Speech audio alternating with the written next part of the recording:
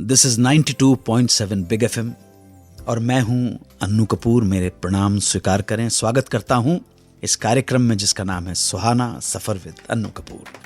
आज के इस शो में बताऊंगा कि एक गाने की रिकॉर्डिंग के पहले जब लता मंगेशकर की तबीयत खराब हुई तो चेकअप के बाद डॉक्टर ने किया एक सनसनीखेज खुलासा।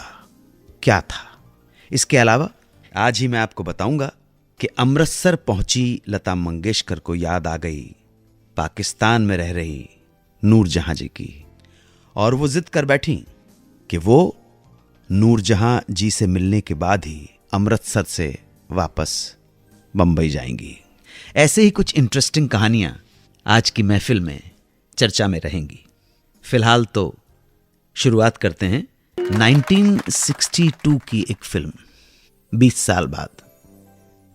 साल बाद के एक गाने को रिकॉर्ड करने से पहले लता जी हो गई बीमार। फिल्म के म्यूजिक डायरेक्टर हेमंत कुमार जी गीत रिकॉर्ड करने को तैयार थे। म्यूजिशियन, स्टाफ, स्टूडियो सब रेडी, मगर लता मंगेशकर रिकॉर्डिंग में नहीं आ सकी। दरअसल हुआ यूं कि एक दिन जब लता मंगेशकर सुबह सोकर उठी तो उन्हें लगा कि तबीयत कुछ गड़बड़ है।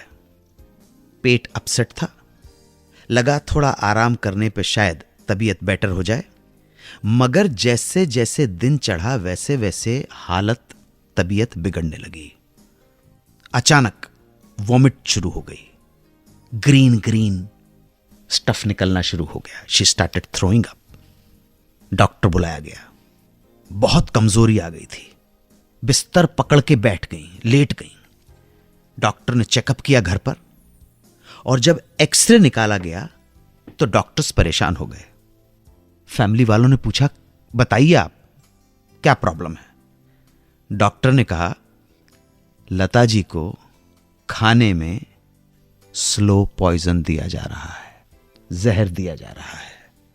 आप अंदाजा लगा सकते हैं परिवार की क्या हालत हुई होगी। और यह निर्णय लिया गया इस खबर को सुनकर। लता जी की बहन उषा मंगेशकर ने सभी लोगों को जो किचन में जाते थे सख्त इंस्ट्रक्शन दिया, कोई खाना नहीं बनाएगा। आज के बाद उषा मंगेशकर अपनी दीदी लता के लिए खुद अपने हाथों से खाना बनाएंगी। पहले बनाता था कुक, वो दिखाई नहीं दिया। बहुत ढूंढा, खोज की, घर पर नहीं दिखा, बाहर ढूंढा, पता नहीं पड़ा। हो सकता है डॉक्टर के आते ही मौका देखकर भाग गया हो। लाख कोशिशें करने के बाद, सर्च करने के बाद, ये कुक जो उनके घर पे खाना बनाता था, इसका कोई ट्रेस नहीं मिला, ना ही वो अपनी बची हुई पगार लेने आया। तो सबने ये निष्कर्ष निकाला कि जरूर किसी ने लता मंगेशकर के खिलाफ साजिश रची होगी और इस कुक को डिप्यूट किया होगा ऐसा काम करने के लिए। आप ताज्जुब करेंगे दोस्तों, इस स्लो पॉइजनिंग की ट्रेजेडी के बाद लता जी को वापस रिकवर होने में पूरे 3 महीने लग गए। घर पे ही इलाज होता रहा। उनके इलाज के दौरान उनके एक दोस्त ने उनका बहुत साथ दिया, और वो थे शायर गीतकार मजरूह सुल्तानपुरी साहब। मजरूह साहब शाम रोज 6 बजे घर पहुंच जाते लता जी के, और घंटों तक उन्हें कविताएं सुनाते, शायरी सुनाते, गप्पे मारते। इस तरह ये सिलसिला लगातार 3 महीने तक मजरूह साहब ने जारी रखा, जब तक कि लता जी बिल्कुल फिट नहीं हो गई। और 3 महीने की बीमारी से रिकवर होने के बाद जो उन्होंने पहला गीत गाया वो था हेमंत कुमार जी की फिल्म 20 साल बाद का, और गीत के बोल थे, कहीं दीप जले कहीं दिल। Welcome back to 92.7 big FM. संगीतकार सी रामचंद्र ने इस किस्से का जिक्र अपनी किताब में किया है, क्योंकि वो इस घटना के चश्मदीद गवाह भी थे। एक बार लता जी और सी रामचंद्र फिल्म झांझर के संगीत को लॉन्च करने के सिलसिले में अमृतसर पहुंचे। अमृतसर पहुंचने के बाद बातों ही बातों में जिक्र छिड़ गया लाहौर का, पाकिस्तान का। अमृतसर से पास ही है लाहौर, और अमृतसर से लाहौर के बीच की सीमा भी वाघा बॉर्डर पर है। बातों ही बातों में लता जी को नूरजहां जी की याद आ गई। इस वक्त तक नूरजहां जी अपने हस्बैंड जनाब शौकत हुसैन रिजवी के साथ पाकिस्तान माइग्रेट कर गई थी। उन्होंने कहा कि मुझे नूरजहां जी से बात करनी है, तो जनाब फटाफट ट्रंक कॉल लगाया गया और लता मंगेशकर और नूरजहां की बात अरेंज करवाई गई। दोनों फोन पर आईं, एक दूसरे की आवाज सुनकर चहक उठी। सलाम दुआ के बाद बातचीत का जो सिलसिला शुरू हुआ तो तकरीबन यह सिलसिला 1 घंटे तक चला।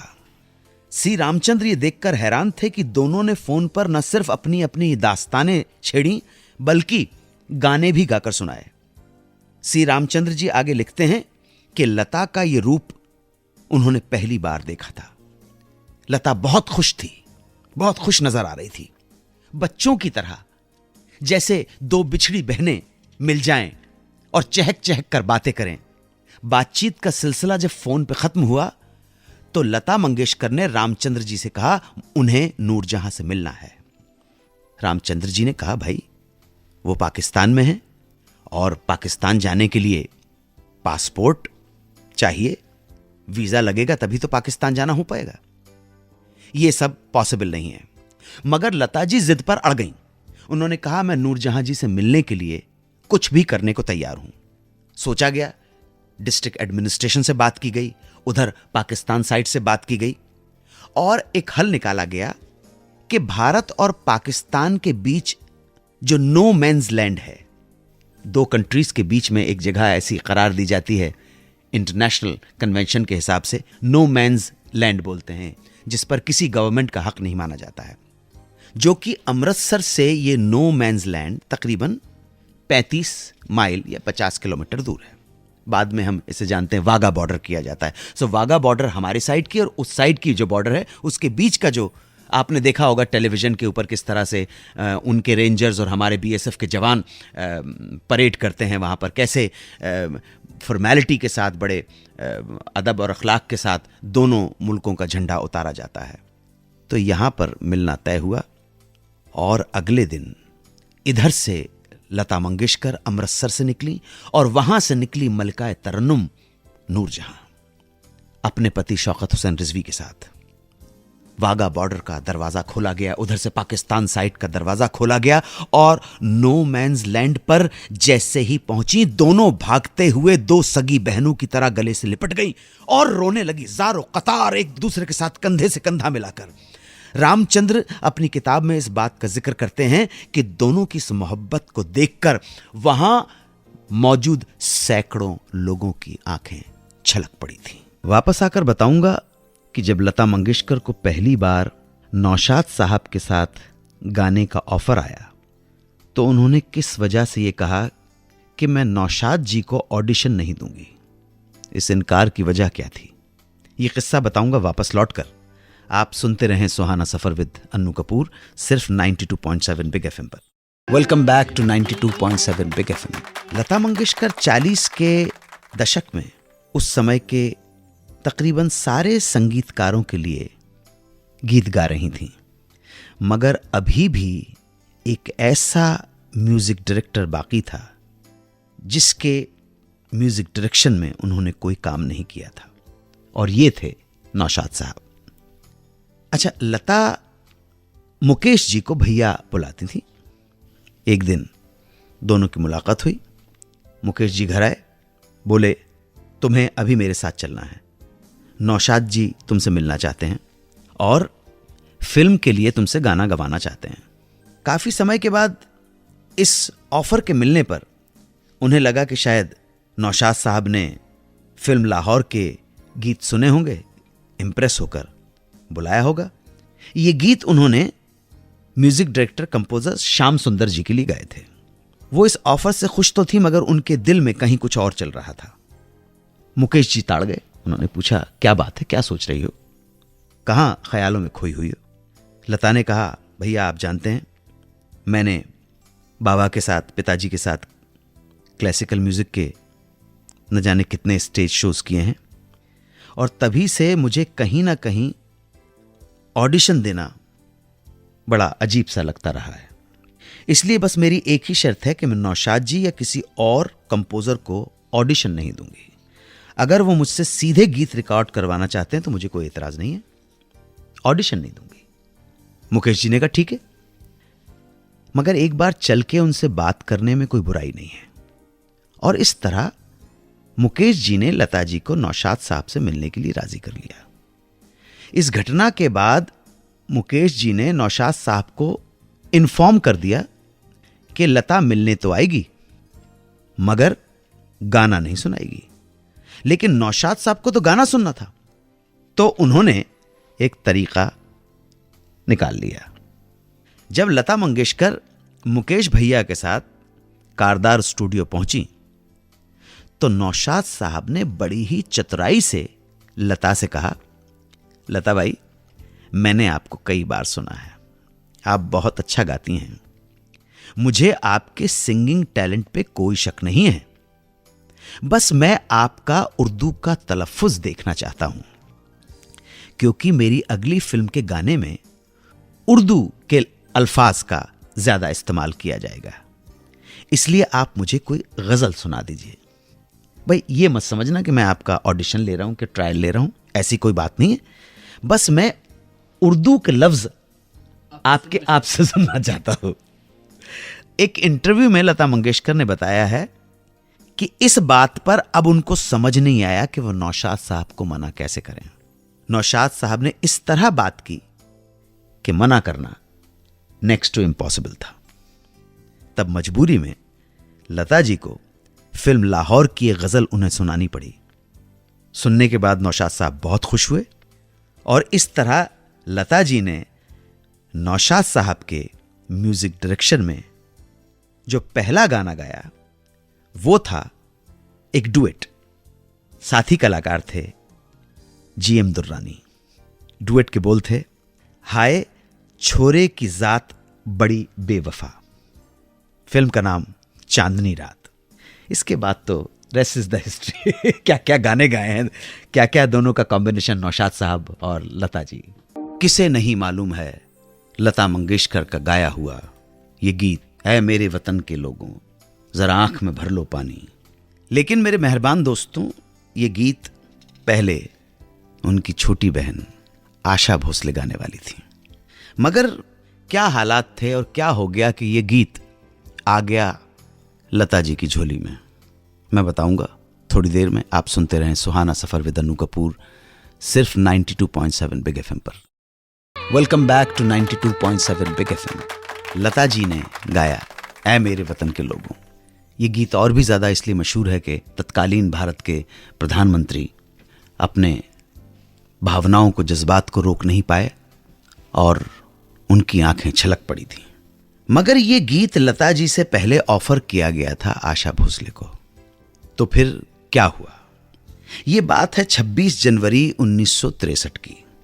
रामलीला मैदान दिल्ली में एक फंक्शन रखा गया था और इसके लिए नौशाद जी, शंकर जयकिशन और मदन मोहन जी को उनके सॉन्ग्स के साथ परफॉर्म करने के लिए बुलाया गया। इस लिस्ट में एक और नाम भी था, सी रामचंद्र का।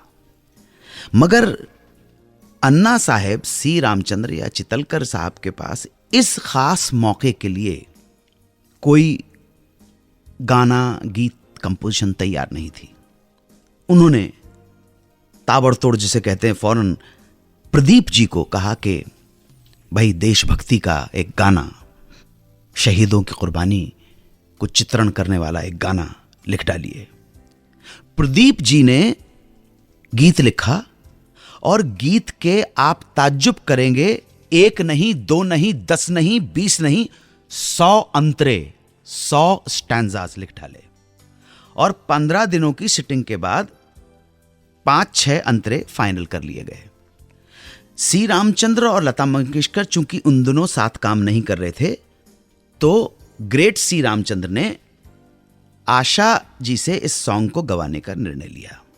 मगर एक दिन प्रदीप जी ने रामचंद्र को फोन पर बताया कि भाई तुम्हारी और लता मंगेशकर की अनबन है, लेकिन मैंने जब लता मंगेशकर से बात की तो लता इस गीत को गाने के लिए तैयार है। अब एक तरफ रामचंद्र जी का फैसला, सी रामचंद्र जी का फैसला, और दूसरी तरफ ये ऑफर, कंसेंट के लता जी गाने को तैयार हैं। ऐसी हालात में सी रामचंद्र ने सोचा कि मैं ये गीत दोनों से साथ गवाऊंगा। गौर से सुनिएगा। अब फंक्शन से 3 दिन पहले 23 जनवरी को आशा जी और लता जी दोनों पहुंच गईं सी रामचंद्र के यहां, और इससे पहले कि दोनों रिहर्सल शुरू करती, लता जी ने आशा जी से कहा, आशा तुम रामचंद्र को क्यों नहीं बताती कि तुम्हारी तबीयत ठीक नहीं और तुम दिल्ली नहीं जा सकती। लता जी के ऐसा कहने पर आशा भोसले जी ने रामचंद्र को बाहर बुलाया और इस गाने को गाने के लिए मना कर दिया। सी रामचंद्र जी समझ नहीं पाए, असमंजस में थे। आशा से कहा, तुम जानती हो असल में मैं ये गीत तुमसे ही गवाना चाहता था। लता तो बाद में आई, तुम ऐसा कैसे कर सकती हो, कैसे पीछे हट सकती हो। मगर आशा नहीं मानी और वहां से बिना कोई कन्विंसिंग जवाब दिए चली गई। सी रामचंद्र को बुरा तो बहुत लगा। उन्हें पता था कि आशा अब मानेगी नहीं, मगर एक सवाल मन में बना रहा, आखिर आशा इस गीत को गाने के लिए क्यों राजी नहीं हुई।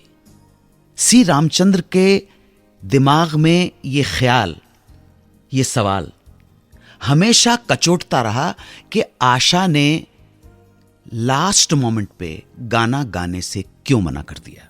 ऐसा क्यों हुआ, यह बात सी रामचंद्र कभी भी नहीं जान पाए। मगर इस घटना ने इस गीत को लता जी की झोली में लाके रख दिया। और जो कहते हैं कि rest is history, Nehru ji रो पड़े थे। मैं इतना जरूर कहना चाहूंगा कि पब्लिक में देश के प्रति भावुक होके आंसू बह जाना, देश के प्रति भावुक होके, क्यों लता मंगेशकर को नहीं मिला उनके पहले सोलो गीत को गाने का क्रेडिट। ये किस्सा बताऊंगा वापस आकर। आप सुनते रहें सुहाना सफर विद अन्नू कपूर, सिर्फ 92.7 बिग एफएम पर। आप हैं 30 minutes ad free non stop music के बीच। 30 मिनट्स नॉन स्टॉप म्यूजिक सिर्फ 92.7 बिग एफएम पर।